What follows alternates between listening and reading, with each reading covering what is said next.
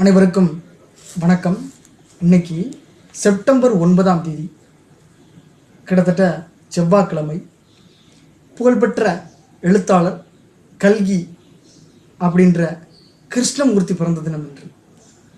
புகழ்பெற்ற எழுத்தாளரும் தமிழில் சரித்திர கதைகளின் முன்னோடியுமான ஹிஸ்டரி நாவல் அது எழுதுறதுல முன்னோடியாக இருந்திருக்கிறவர் கல்கி கிருஷ்ணமூர்த்தி அவரோட பிறந்த தினம் என்று.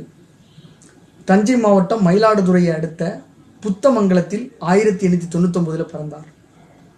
எனக்கு தெரிஞ்சு மருது சகோதரர்களோ இல்லை வீரபாண்டிய கட்டபொம்மனோ யாரோ ஒருத்தங்க படுகொலை செய்யப்படுவாங்க, அதாவது தூக்கிலிடப்படுவாங்கன்னு வச்சுக்கோங்களேன். அந்த வருஷம் இது. அது எந்த வருஷம் நீங்கள் பார்த்துக்கீங்க. அதிகபட்சமாக வீரபாண்டிய கட்டபொம்மன் தூக்கிலிடப்பட்ட வருஷமாக இருக்கலாம் 1899, 1900, 1901. இதுதான் ரொம்ப முக்கியமான வருடம். மயிலாடுதுறை தஞ்சாவூர் மாவட்டம் மயிலாடுதுறைன்னு போட்டிருக்காங்க. தஞ்சாவூரை தாண்டி நாகப்பட்டினம் பிரிஞ்சு இப்போ நாகப்பட்டினத்தில் மயிலாடுதுறை தனி மாவட்டமாகவே போயிடுச்சு. அந்த புத்தமங்கலத்தில் ஆரம்ப கல்வி பயின்ற பிறகு திருச்சி ER உயர்நிலைப் பள்ளியிலும் தேசிய கல்லூரியிலும் படிப்பை தொடங்கினார், நேஷனல் காலேஜில்.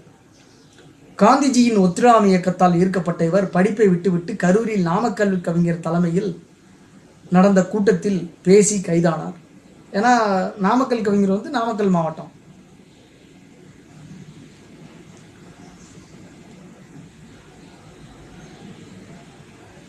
பேசி அந்த கூட்டத்தில் பேசி அரெஸ்ட் ஆகிடுறாரு. சிறையில் இவர் எழுதிய விமலா என்ற முதல் நாவல் சுதந்திரன் என்ற பத்திரிகையில் வெளியாகிறது. விடுதலையான பிறகு திருச்சி காங்கிரஸ் கட்சி அலுவலகத்தில் வேலைக்கு சேர்றாரு. இவர் எழுதிய பிரச்சார துண்டு பிரசுரங்களை பார்த்த காங்கிரஸ் தலைவர் TSS ராஜன், நீ எழுத்து உலகில் சாதிக்க வேண்டியவன் என்றார். அவரது ஆலோசனைப்படி நவசக்தி பத்திரிகையில் சேர்ந்தார்.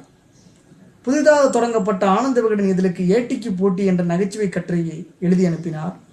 பொறுப்பாசிரியர் SS வாசனுக்கு அது பிடித்து போனதால் விகடனில் தொடர்ந்து எழுதும் வாய்ப்பு கிடைத்தது. கல்கி என்ற புனைப்பெயரில் எழுதினார்.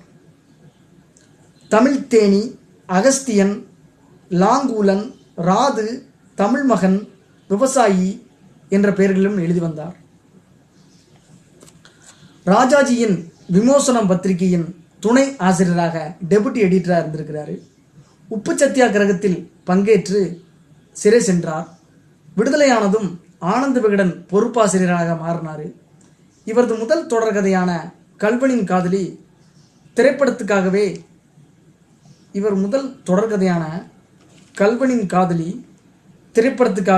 இவர் எழுதிய தியாக பூமி நாவல் பெரும் வரவேற்பு பெற்றது. அதாவது இவருடைய முதல் தொடர்கதை கல்வனின் காதலி. அதுக்கடுத்து திரைப்படத்துக்காக தியாக பூமின்னு ஒரு நாவல் எழுதுகிறாரு. இதெல்லாம் பெரும் வரவேற்பு பெறுகிறது. நண்பர் D சதாசிவத்துடன் சேர்ந்து சொந்தமாக பத்திரிகை தொடங்குகிறாரு. சதாசிவத்தின் மனைவி MS சுப்புலட்சுமி வழங்கிய நிதியுதவுடன் கல்கி பத்திரிகை தொடங்கப்படுகிறது. இவரது படைப்பாற்றலால் பத்திரிகை விரைவிலேயே அபார வெற்றி பெற்றது. மீரா திரைப்படத்துக்கு கதை வசனத்துடன் காற்றினிலே வரும் கீதம் உள்ளிட்ட பாடல்களை எழுதியிருக்கிறார். தமிழ் இசைக்காக சதாசிவம் MS தம்பதியுடன் இணைந்து பாடுபட்டார். தமிழ் இசைன்ற ஒரு டிபார்ட்மெண்ட்டே இருக்கு.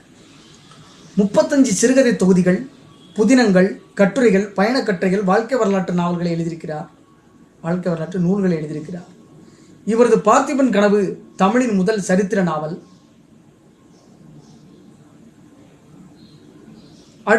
அடுத்து வந்த வரலாற்று புதினமான சிவகாமியின் சபதம், சமூக புதினமான அலைவோசை ஆகியவையும் பெரும் வரவேற்பு பெற்றன.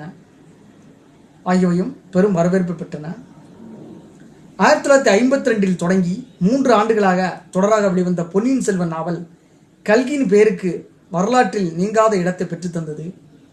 அது இன்று வரை பல முறை மறுபதிப்பு செய்யப்படுகிறது. பொன்னியின் செல்வன் படமே வந்துருச்சு. கல்கி இதழில் மீண்டும் மீண்டும் தொடராக வெளிவந்தது.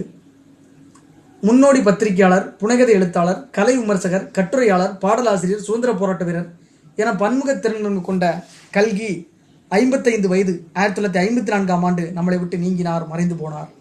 இவரது படைப்புகள் நாட்டுடைமையாக்கப்பட்டுள்ளன. நன்றி, வணக்கம்.